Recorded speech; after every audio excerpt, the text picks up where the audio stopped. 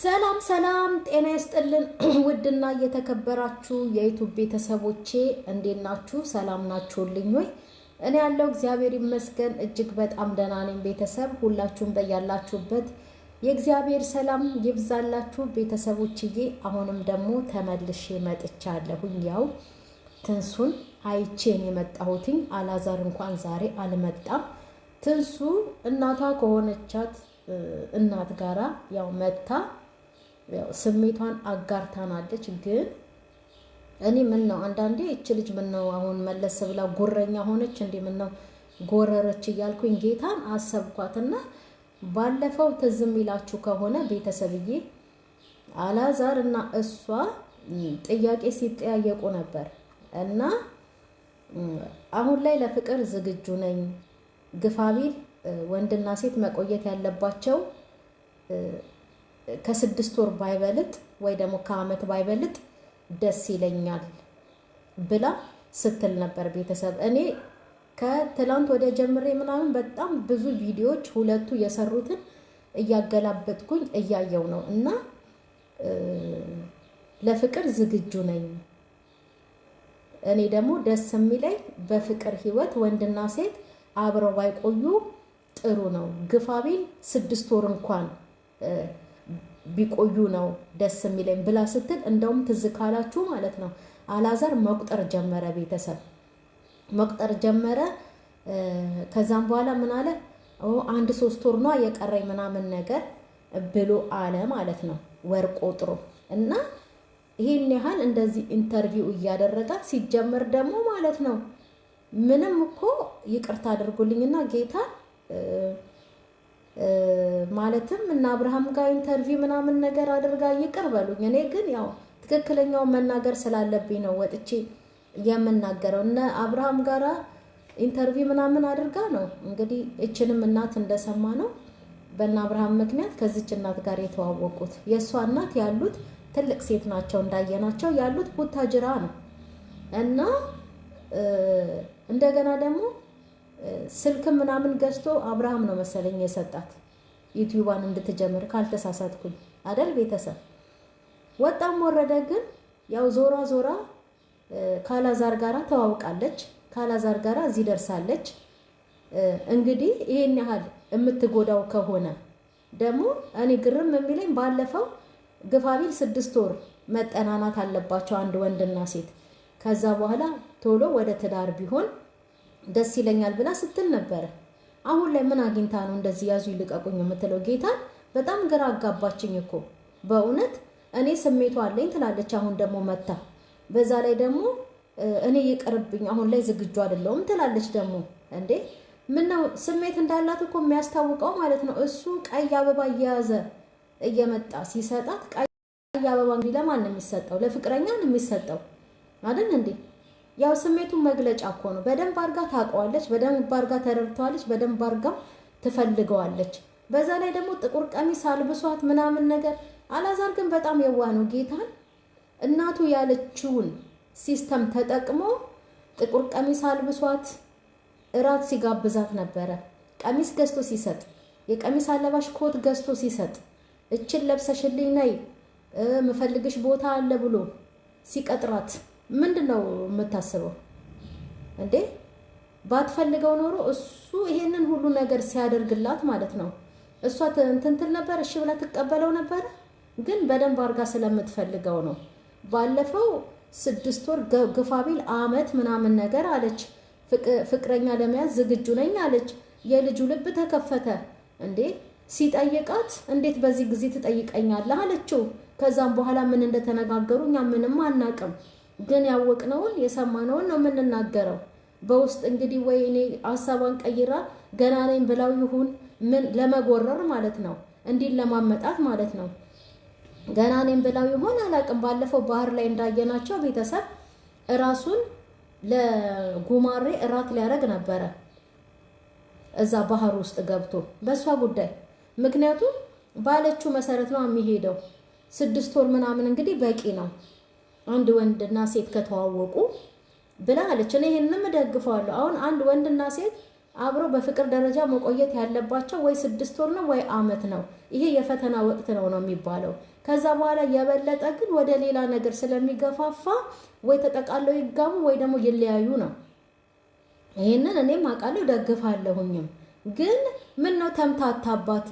እንደው ካላዛር ሻል ያለ ሰው እንደው ያለው ሰው አግኝታ ልትገለበጥ ነው ብዬ ደግሞ አሁን አሰብኩኝ ጌታን። ምክንያቱም ልጅቷ በጣም ግራ ታጋባለች። ቤተሰብዬ አንዴ ስሜቷ አለኝ ማለት ደግሞ አብሮ መኖር አይደለም አብሮ መሆን አይደለም ትላለች። እንዴ እኔ አንድ ሰውን ከወደድኩትና ስሜቱ ካለኝ ማለት ነው ለምንድን ነው አብሬው የማልሆነው? ስሜቱ ከሌለኝ ነው እንደው የሚያስጠላኝና የሚቀፈኝ አብሬው የማልሆነው። የምሬን እኮ ነው እንዴ ነው ወይስ እንደተባለው እንደሚባለው እሷ ለእናቷ ቤት መግዛት ምናምን ትፈልጋለችና ያንን ነገር አብረው ካደረገች በኋላ ድራማው ሊያበቃ ነው ይባላል።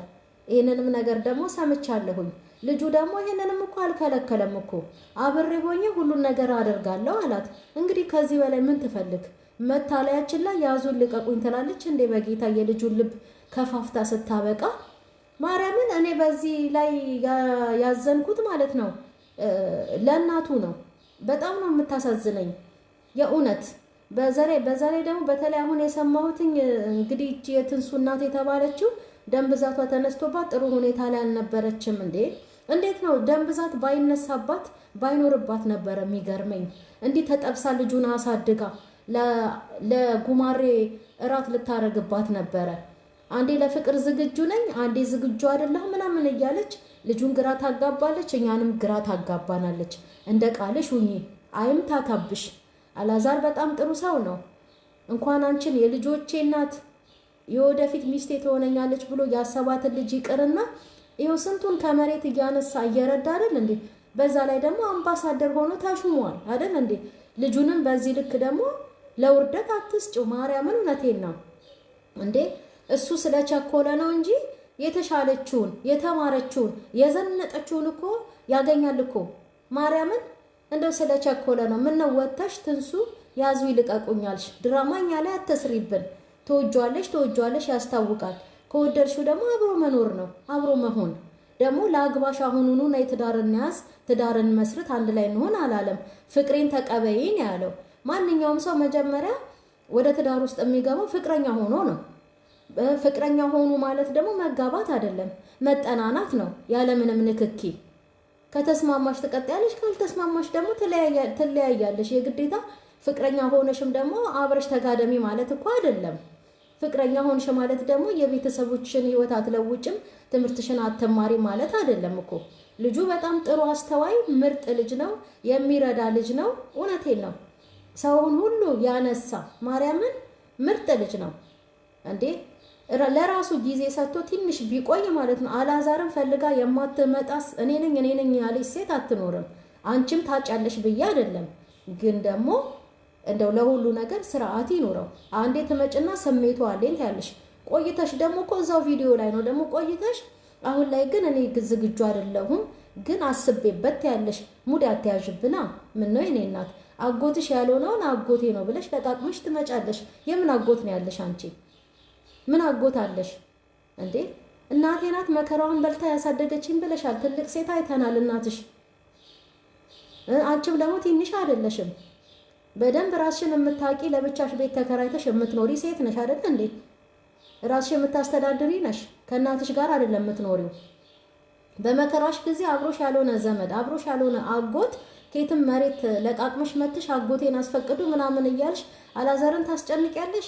ጥሩ ልጅ እኮ ነው ማርያምን። እናቱንስ በማታቀው ፕራንክሽ በማታቀው ድራማሽ እኔ እርግጠኛ ነኝ ቤተሰብ አላዛርም እናቱም ይሄንን ድራማዋን አያውቁም። እኔ የተጻፈላትን ኮመንት ከዚህ ቀደም ማለት ነው ገብቼ በደንብ አድርጌ አንብቤ ያለሁኝ። አላዛርን አንቀጥቅጣ ልቡን በልታ በፍቅሯ አጥምዳ ልክ እንደ ሩታ ነው ደግሞ የተባለችው ማለት ነው ጌታን። በዚህ ላይ ደግሞ መጥቼ በደንብ ነው የምሰራበት። ሰው ላይ የመጣችሁ ድራማ አትያዙ እንዴ። ሰውን በማንቀጥቀጥና ልቡን በማፈንዳት አይደለም ሰው የምትወጁ ወይ ደግሞ እንዲወድሽ ማድረግ ያለብሽ። ጥሩ ጸባይ ጥሩ ሴት ከሆንሽ ማንም ይወድሻል፣ ማንም ለትዳር ይፈልግሻል። ግን እንደዚህ ጨምላቃ ከሆንሽና እየመጣሽ ላያችን ላይ ሙድ የምትይዥብን ከሆነ እርግጠኛ ነኝ ቆይቶ ይተፋሻል።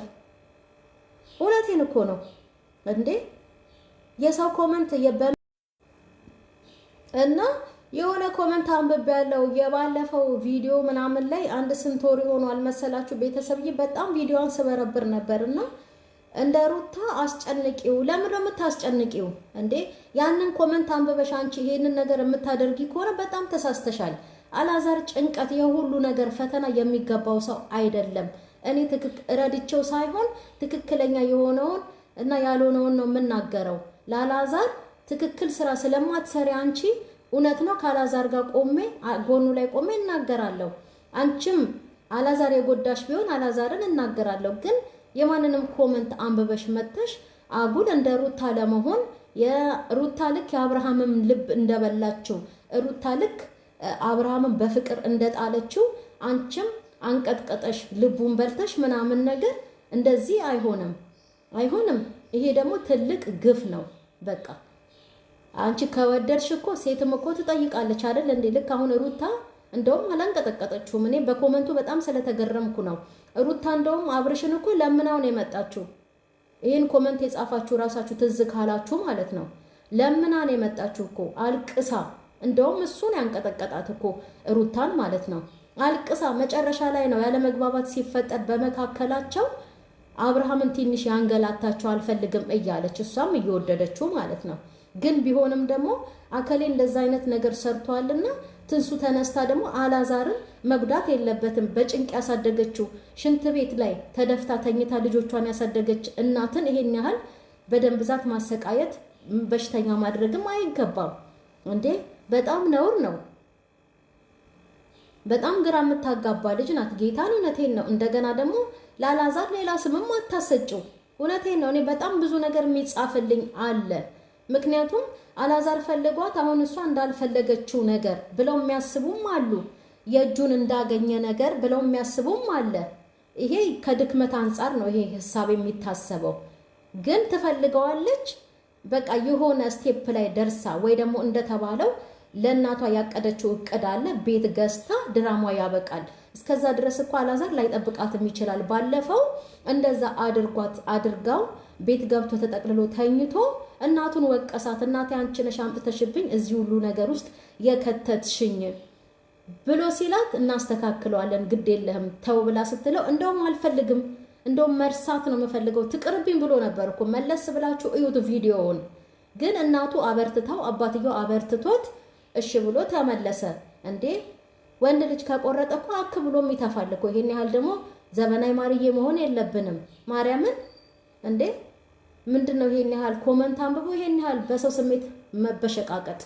በጣም ነው ማን መታናደደኝ። ያናደደችኝ ትንሱ በጣም ጥሩ ልጅ መልካም፣ በፊት ይዛ የመጣችው ባህሪ ጥሩ ነው። አሁንም እኮ ጥሩ ልጅ ናት። ግን ይሄ ያመጣችው ነገር የተጠቀመችበት መንገድ ከሌላ ሰው አይታ እሷ የተጠቀመችበት ነገር በጣም ነው የሚያናድደው። ለምን ሰው በራሱ ነው መሄድ ያለበት። አጎቷ ትዳር አይሆናትም እንዴ? ቢያንስ እናቷ አለች 9 ወር ተሸክማ አመጣ የወለደቻት ተቸግራ ያሳደገቻት። ቢያንስ እሷን ነው እንጂ ማማከር ያለባት ማንም አጎት ያልሆናትን አጎቴም ብላ አጎቷ ላይ ደግሞ ይሄን ያህልም መመርከዝ የለባትም። ምክንያቱም አንደኛ ሲጀመር አጎቷ አይደለም፣ ሁለተኛ ነገር ደግሞ የትንሱ ኑሮ አይኖርላትም። እሱ ማማከር ያለባት ያቺ ምስኪን እናቷን ነው። ለሷ ኖራለሁ አይደል ያለችው። ይሄንን ማንም አይጠላውም እኮ። ስለዚህ ይልቅስ አምልጧት እንዳትቆጭ። ጌታን እውነቴን ነው እንዴ። ይሄኔ ተልካሻ ወንድ ምንም የሌለው ነገር ቢሆን ኖሮ ማለት ነው። ሴቶች አንዳንዴ እንደዛ ነው መሰለኝ የሚፈልጉት። የምንፈልገው ሮጠው እዛ ላይ ነበር የሚለጠፉት። ማርያምን ይሄን የመሰለ ሰው ለሰው ሐሳቢ ግን አፈቅርሻለሁ ብሎ ስላላት ይሄ ሁሉ ጉዳት አይገባውም እውነት ለመናገርና በጣም ስተተኛ ነሽ። አሁንም ቢሆን ከዚህ ስተትሽ ተማሪ። ሴትዮዋን በተለይ ያላዛር እናትን ጭንቀት ውስጥ አትክተቺ። በጣም ነውር ስራ አትስሪ ማርያምን።